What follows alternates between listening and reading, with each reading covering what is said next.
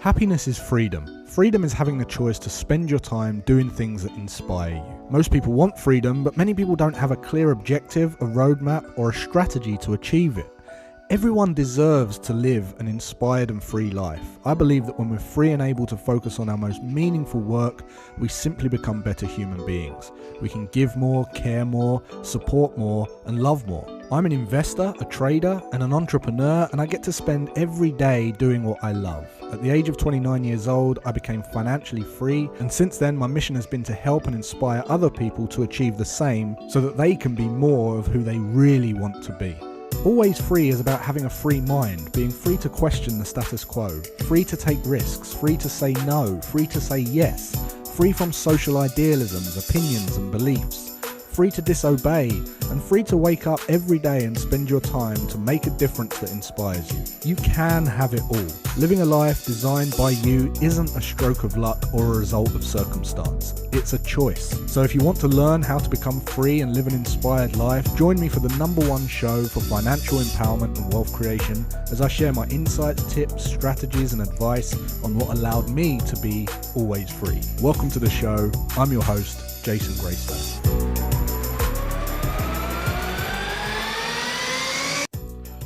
Well, welcome back to the Always Free Show. Hope you're doing well. Hope you had a nice week so far. Got the nice coffee coming today from the Nespresso, so enjoying the old coffee. Let us know where you're joining us from. Evening, we got Pigs in Pajamas, Becky Gray, Naomi, Bobby, usual suspects, Chris. How you doing? Hopefully doing well. Hope you all had a nice nice Christmas break, and you're looking forward to the new year. Hopefully not too many of you caught the Omicron or COVID or whatever the variants are. I actually did come down with it quite bad. I've still quite sore in the old chest, but the show must go on, and didn't do the Always Free show for a couple of weeks over Christmas because I just couldn't. Didn't feel up to it, but back now, feeling a lot better. I'd say I'm feeling kind of 95% almost. But it will survive. We'll survive. So good to be back. Good to see all you guys here. Let us know what your plans are for the new year. Let us know what your goals are for the forthcoming year. If you've set any, set any goals, if you've kind of, I don't really like the word resolutions, but I do want to talk a little bit about kind of going into the new year and your attitude towards really making a difference this year, and things that you can do to significantly increase your chances of building wealth and achieving financial freedom and achieving your goals as well, without all the fluff, like as expected, because I don't really do fluff. Making money. Got to have a reason to want to build, to grow money though, otherwise you'll find it very difficult to make it. Enjoying the coffee. Sorry for the slurps. Not sorry. Work on my subconscious mind and just live every moment. That's something that I think a lot of people would be wise to do. There's a lot of noise out there at the moment, and I think getting clear about who you are, what you're here for, what your purpose is, and really just being okay in your own skin, I think is something that a lot of people would love to master. Trading and making millions. Wow. Amazing. Happy New Year. All right, cool. So what I want to talk about is I got a question. Same goals for me as last year. Keep building more wealth so I can quit my job, says Gary Crawford. Amazing. So question. A question came in. It's a bit of a long one. I'll kind of just quickly read this out, and it was to do with the newsletter. And it was basically around the newsletter had inspired them to start a side business. They didn't really like their job and they wanted to get out and they've kind of drawn out this business idea, and they know what they want now, but the problem is they feel stuck in a routine, and they get home every night and do the same thing when they know they should be working on their plans. And they said that they think the main problem is knowing how to break that cycle of habit and where to start, and asked if I had any advice. So I thought this is a real good way to kick off the show in 2022, because I want to share kind of some ideas around how to break that cycle and how to start something new and really build momentum in it. But also, and it's all going to be based on my own, what I do as well. So it's worked for me. I don't really share stuff that I haven't done myself and hasn't worked for me. And then I want to talk a little bit about discipline and how to find that and where that comes from and my ideas around that. All right. So let's clear off let's bring back on the chat and let's see what you guys are saying. Big plans and structured daily habits around personal growth, studying, business planning, health and wellness. All in all, beautiful daily. Amazing. Excellent. I can't wait to see that. So, first of all, if you did my planning workshop just before Christmas, I recommend that was great. We got lots of great feedback about that. If you haven't done it, I recommend going and check that out. You can still access that. You need to get into the Facebook group, okay? It's tearsoffreedom.com/mastermind, and you can apply to join that group. I highly recommend you get into that group. I'm also going to be announcing another little surprise that you might want to be part of at the end of this show, so stay tuned to the end. I need to work on discipline, says Pigs in Pajamas. All right, so look, I think, first of all, many people suffer from that kind of can't break the cycle thing. Lots of people suffer from that, and they're in that kind of situation. I won't say suffer, but they're struggling to break out of the cycle. And I was speaking to someone the other day who was feeling anxious about leaving their job because they felt secure in their job, and they were putting off their passion or their inspired adventure to and they were basically putting that off and not taking action on that each day.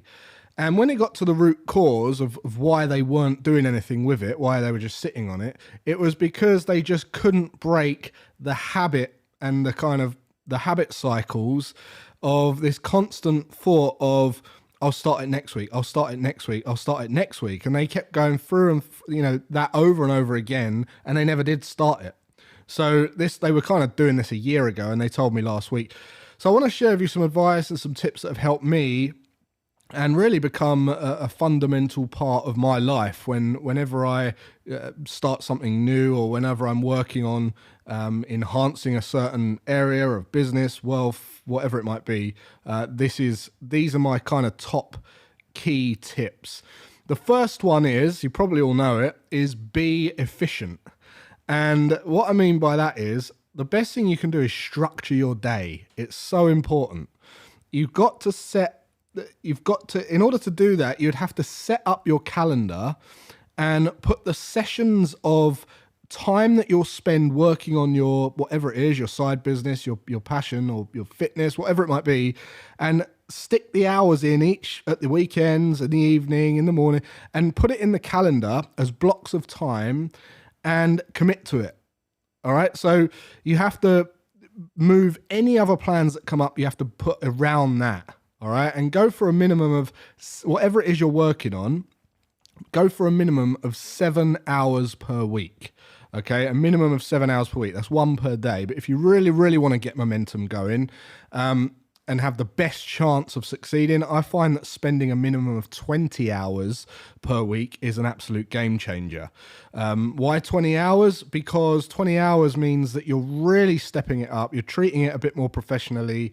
You're building momentum quicker because you're getting progress quicker, and you're just treating it more serious. So 20 hours a week is a good one. And at this point, a lot of people say, 20 hours, I don't have 20 hours. How many people think that they've got 20 hours to spare per week?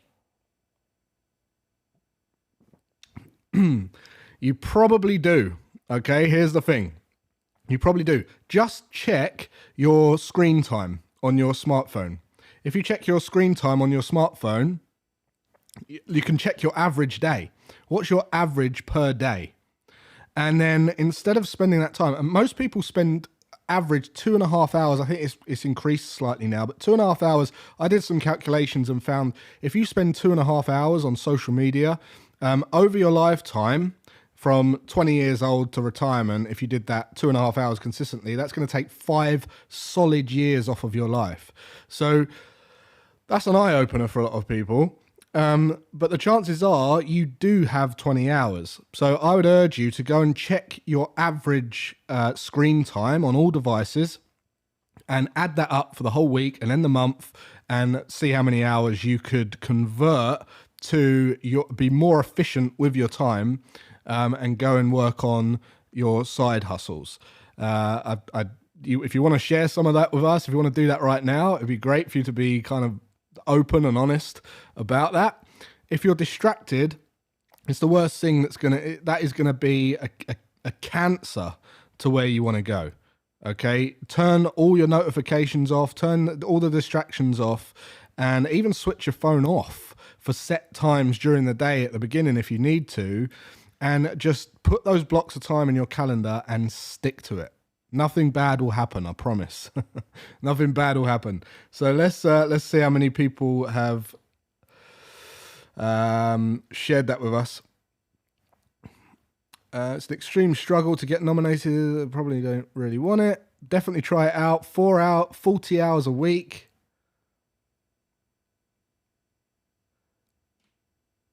I'm trying to work now, but I got a notification to watch you.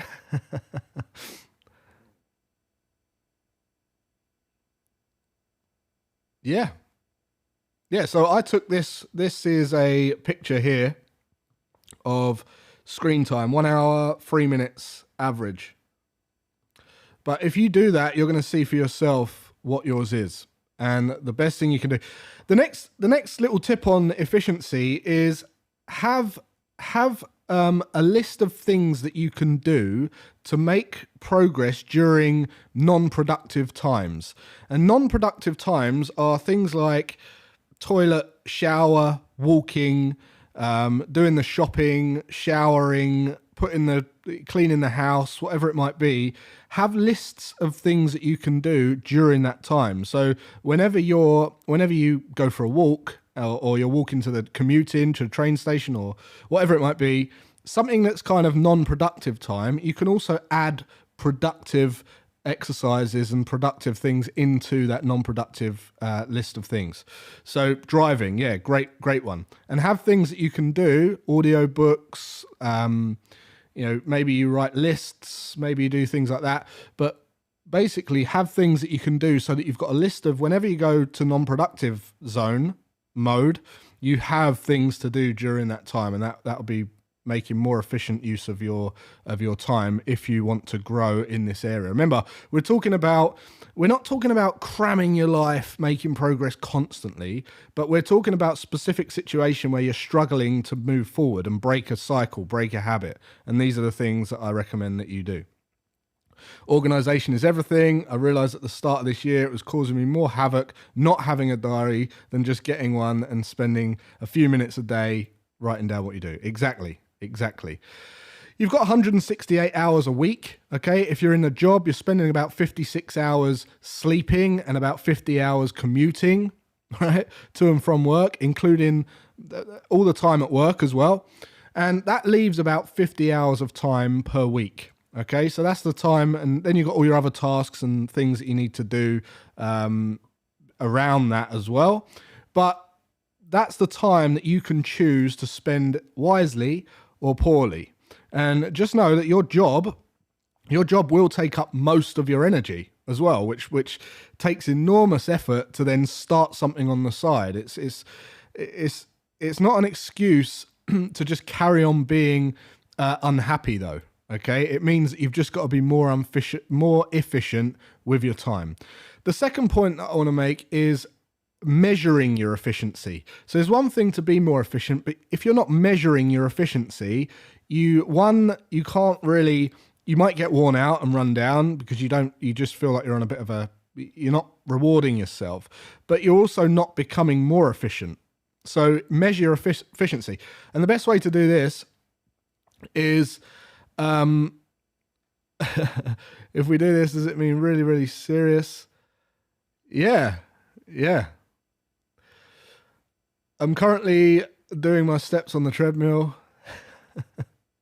Great.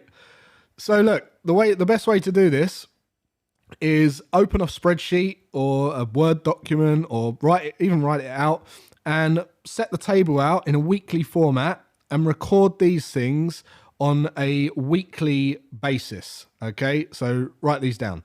1, what was my screen time? Track that every week. So every day, or you might do it every day or every week. I would recommend you do them daily. First column, what was my screen time? Second column is write down what worked. What worked today? So ask yourself the question every day, what worked today? And it's best to record 2 things at least for each of these. Next thing is what didn't work today. So record 2 things. The next thing is, what were my biggest time wasters or inefficiencies? So write down 2 big time wasters or inefficiencies. These could be, things like maybe you spent a long time on hold to some supplier. Maybe you took the car to work and you sat in traffic for 2 hours. Whatever it might be. It could be a million things, but just write down what your biggest time wasters and inefficiencies are. Do this on a daily basis. The next thing is, what were my 2 big achievements or biggest achievements for the day? And the next thing is, what will I change tomorrow? So looking at what didn't work and what did work, what will I change tomorrow? And you're constantly forcing yourself to make incremental changes to do less of the things that are time wasting and inefficient, and to do more time doing things that are more efficient and moving you towards your goals. All right. And then lastly, actions taken. So write in the column actions taken and what you're actually going to do, so it's there and it's logged in the spreadsheet. I've been through something called Kaizen philosophy, which I know a lot of you are familiar with. I've been through it in previous videos, but let's just say that you go for 1% more efficiency per day, which is nothing, right? If you become 1% more efficient every day, you can then become 37 times more efficient over the year, because there's actually a formula for efficiency, for percentage change. Obviously there is. And it's like this: 1 times 1.01 over 365 gives you 37. So just by changing by 1%, just by increasing your efficiency by 1% each and every time, you're going to, over the course of the year, you're going to be 37 times more efficient by the end of the year. And I don't know if you guys have read a book called The Slight Edge by Jeff Olson, but it's a fantastic book, and he talks about some of these principles in that book, which I highly recommend you go and check out. So by measuring the efficiencies and the inefficiencies, you'll find that improving is actually quite easy. The third thing is reduce your work hours. Reduce your work hours. Stop working overtime. And that might mean that you reduce your expenses, which you should be optimizing by now anyway, if you've been watching this show. Stop staying late at your job. You're not working there for a rise or a raise anymore. You're trying to get out the door. So get out bang on 5 p.m. or even earlier if you can. And there's some great methods for reducing your time spent at work in the book, The 4-Hour Workweek by Tim Ferriss. There's another book recommendation. If you want to think about ways to spend less time at your job, I highly recommend that book. The first half of that book, by the way, is spent trying to persuade his boss that he should work from home. Well, COVID has basically forced everyone to work from home or make their job remote or be able to work from home. So you don't even have to do half the book. But the second half of the book is how to automate, how to systemize, how to delegate, and how to build processes and use software and team and staff to basically make your work passive. So check out the book and I'm sure you'll enjoy it. But value your time much higher than your work hourly rate. I've got a student who is one of our trading students. He got a job at Primark just to fund his trading education. And he's not there to love the company or contribute to above and beyond to Primark, right? He's there because he values his time at £1,000 an hour, not £11 per hour, which they're paying him. And the other thing I'd say about it is, believe it or not, your employer values your time a lot more than you think. If you go to them and you say that you want to reduce your hours, they'll probably just say yes. They don't want to lose you as an employee. Training and the costs of bringing in someone new is a pain in the arse. So no employer really wants to do that. So exploit your working hours and then reduce. And then the fourth point is a really important one. And that's get everyone on board with you.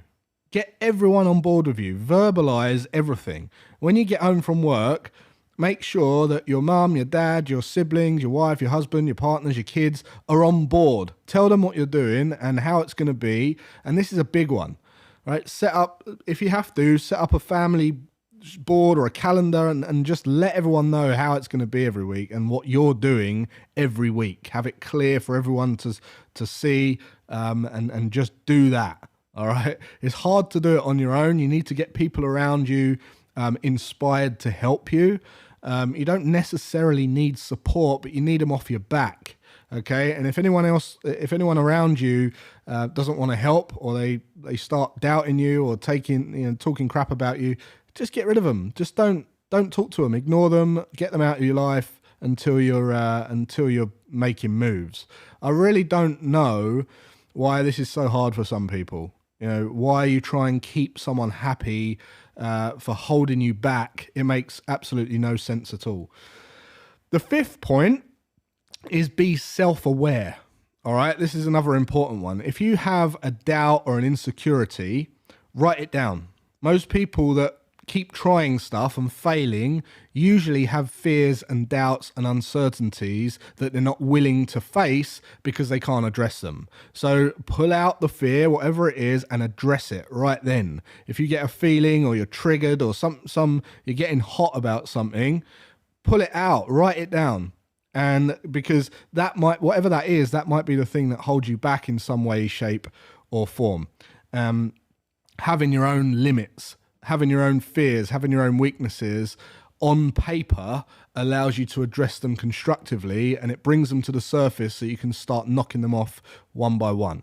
And I still hear people say that they don't like to talk about how much money they earn, right? Why? If you're still thinking that talking about money is showing off, then you've still got a misunderstanding on what it's for. And that will limit how much you can attract. And you'll probably never take that next step because you still seek some form of security. So write down all the different areas of your life and be aware around them all the fears, not just wealth building, business, whatever it might be. Just get into the habit of writing down your fears and being self-aware around all of the areas of your life. And when you put in place a strategy that allows you to think things through clearly and take action steps that dramatically improve the probability of your success, you can't help but win. You can't help but win. Make sense? Let's just read some of these. I'm having my team working so efficiently now that I've freed up time and work so I can now complete TOF training at work. I love that. That's amazing. I'm trying VisuApp currently. Cool. What's VisuApp? Let us know. Excellent. So now, just to kind of round this show off, hopefully that was valuable there. Now I just want to round it off by talking a bit about discipline, because the next thing is, well, I need to do this and I need to do that, but I need discipline for consistency. And discipline plays a huge part in achieving success. And, whether you think it or not, everyone is disciplined in some area of life. And you know your own discipline, and you know where other people's disciplines are too, because you can see it. All right. You can see the discipline in people's results. I know disciplines of the people that watch this show, the regulars that show up every week, because of what they talk about and what results I see in them. The guy with the big muscles and the six pack, he is disciplined. He didn't get like that by a mistake. He's probably disciplined in his training regime, his sleep routine, his diet, his drinking water, all the rest of it. But it doesn't mean he's disciplined in all areas of life. It just means he's disciplined in that one area, and that's where his discipline is. The same goes for business and income. If you find someone who's got 10x the income of the average person, that person's disciplined. It doesn't just show up. So some people are extremely disciplined when it comes to computer games. There's kids making hundreds of thousands of dollars per month streaming their gameplay through Twitch like every day, which requires discipline. Making videos and putting yourself on display in the public eye each day requires lots and lots of discipline. There's a YouTuber, I don't know if you guys have heard of Ninja, but there's a YouTuber called Ninja. He's earning around 700 grand a month. And PewDiePie, if you've heard of PewDiePie, he's earned around $114 million from his YouTube views. And there's another guy who was the Minecraft guy, Dan TDM. He was voted the highest earning YouTube gamer a couple of years back when he generated about $17 million in one 12-month period. These guys are extremely seriously disciplined, whether you like to think it or not. It doesn't mean that they're disciplined in other areas of their life, though. Okay, so my second little exercise for this show is take out a pen and a piece of paper and write down your top 3 disciplines. Okay, 1 being the highest and 3 being the lowest, and write down clearly the areas in which you have the most discipline in. And the easiest way to think about this is if I was to ask your friends or family and say, what do they always talk about? What would they never let you down in? What are they always disciplined in? What can you rely on them for the most? What do they always change the conversation to? You will have an answer, and you'll have one that pops up first, and then you'll have another one that pops up second, but try and write down 3 and score them from 1 to 3. All right.